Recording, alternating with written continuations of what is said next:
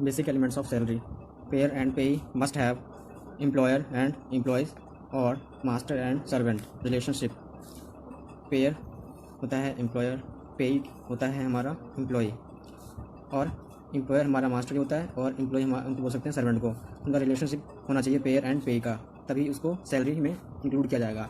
और payment must have been made by the employer in such capacity. मतलब employer उसको पे कर सकता है अपनी कैपेसिटी के मतलब अंडर में ही, अपनी कैपेसिटी से ज़्यादा किसी एम्प्लॉय को थोड़ी पे कर सकता है एम्प्लॉयर कोई. तो ये है एलिमेंट्स ऑफ सैलरी. और एम्प्लॉयर रिलेशनशिप कुछ पॉइंट्स हैं. ये एम्प्लॉयर रिलेशनशिप, अब payment can be constitute as salary only if the payer is the employer. Payer कौन होना चाहिए? Employer and payee is the employee of the pair. Criteria of employer relationship. The key criteria to hold this relationship is that employee is always bound to work as per direction and supervision of the employer. मतलब employee हमेशा bound होगा as per the provisions और direction to work according to employer. Payment in employer's capacity to create payment in employer's capacity to treat any payment as salary. It is necessary that payer, being the employer, must have made the payment in such capacity. Contract of service versus contract for service. In contract of service, the employer can direct and control the duties and the manner of the performance of employee. Hence, employee relationship exists in such contract. However, in case of contract for service, the contractee can simply decide that quote the object or largest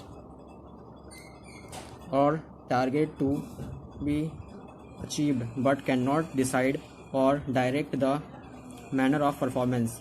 Salary received by partner from its firm shall not be taxable as salary because there are no employer-employee relationship between the firm and the partner. Such salary shall be taxable under the head profit and gain of business or profession. मतलब form में क्या होता है, उनकी salary जो मिलेगा partner को वो सैलरी नहीं इंक्लूड किया जाएगा, वो टैक्सेबल होगा under the profit and gain business और प्रोफेशन में टैक्सेबल होगा. Salary received by proprietor from his proprietorship form is not on income as proprietor and proprietorship firm are the same person and no one can earn from himself. Remuneration to director from his company can be treated as salary only if the director is employee of the company. Otherwise, the same shall be taxable under the head income from other sources. Director है किसी company का, उसको मिल रहा है salary, उसको जो income आ रही होगी जा रही होगी मतलब कंपनी की तरफ से, उसको सैलरी नहीं माना जाएगा. अगर वो डायरेक्टर वर्क कर रहा है as a employee of the company, than उसको इंक्लूड किया जाएगा, अदरवाइज उसको इनकम फ्रॉम अदर सोर्सेज में इंक्लूड किया जाएगा. Note: director sitting fee is taxable under the head income from other sources. मतलब डायरेक्टर को अगर जैसे हमारी जो एनुअल जनरल मीटिंग होती है और एजीएम जो होता है एनुअल जनरल मीटिंग वगैरह, उस मीटिंग में जो आता है डायरेक्टर बैठता है, ठीक है, अपने ओपिनियंस शेयर करता है, उसमें बैठने के भी उसको पैसे मिलते हैं. तो उस पैसे को कहाँ पे इंक्लूड किया जाता है? इनकम फ्रॉम अदर सोर्सेज में उसको इंक्लूड किया जाता है.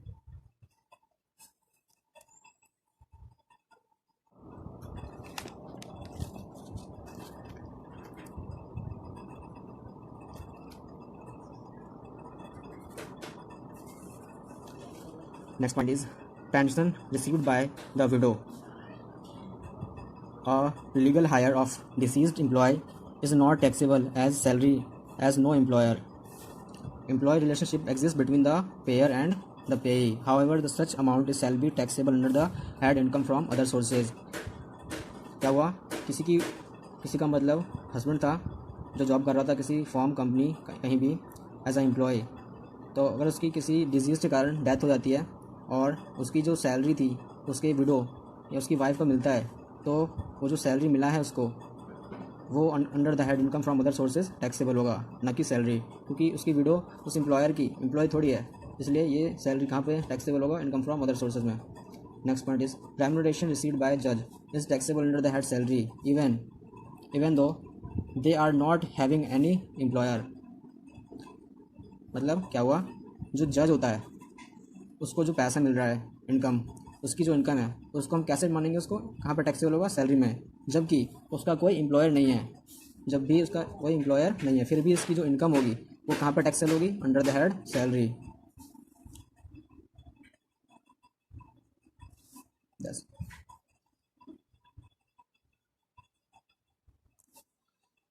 Concluding the above discussion, a payment received from service rendered from a person other than employer is not taxable under the head salary, but may be taxed under the head profit and gain, business or profession, or income from other sources.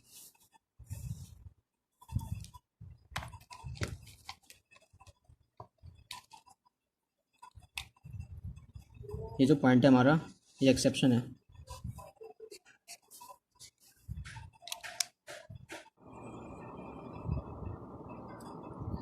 Definition of salary. Definition, salary कहाँ पर defined है, section 17 sub section 1 में हम salary पढ़ते हैं। Under the act of income tax act 1961 salary defined है under section 17 sub section 1 में। तो देखते हैं सैलरी क्या होता है। As per section 17 sub section 1 of the income tax act 1961 salary includes the following. तो सैलरी सिर्फ सैलरी नहीं होता, सैलरी के अंदर बहुत सारे एलिमेंट्स होते हैं। तो पहला एलिमेंट जो सैलरी में इंक्लूड होता है, पहला हमारा है वेजेस, सेकेंड हमारा है एन्यूटी और पेंशन, थर्ड हमारा है एनी ग्रेजुएटी, फोर्थ है एनी फीस, कमीशन, परक्यूजिट और profit in lieu of the additional to any salary और वेजेस। फिफ्थ है हमारा any advance of salary. Sixth है हमारा any payment received in respect of any period of leave not availed of the SSC. मतलब ऐसा leave, जो leave मतलब हर employ को मिलता है और उसको अगर वो मतलब लेता नहीं है लीव तो उसके बदले उसको अमाउंट मिल जाता है, तो वो भी उसको उस अमाउंट को भी सैलरी में इंक्लूड कर लिया जाता है।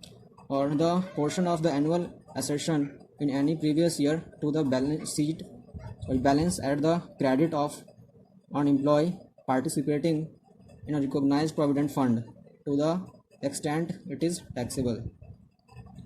Transferred balance in recognized provident fund to the extent it is taxable. जो recognized provident fund होता है वो भी taxable होता है. Contribution made by the employer in the previous year to the accounts of employee under the pension scheme refer to section 80 CCD National Pension Scheme and National Pension Scheme and Atal pension योजना। जो employer होता है अगर employ को pension देता है तो उसके जो कंट्रीब्यूशन हुआ है एम्प्लॉयर का एम्प्लॉय के अकाउंट में उसको रेफर कर दिया जाता है section 80 CCD national pension scheme and Atal pension योजना के अंतर्गत इसको डिडक्शन हो जाता है। था सैलरी।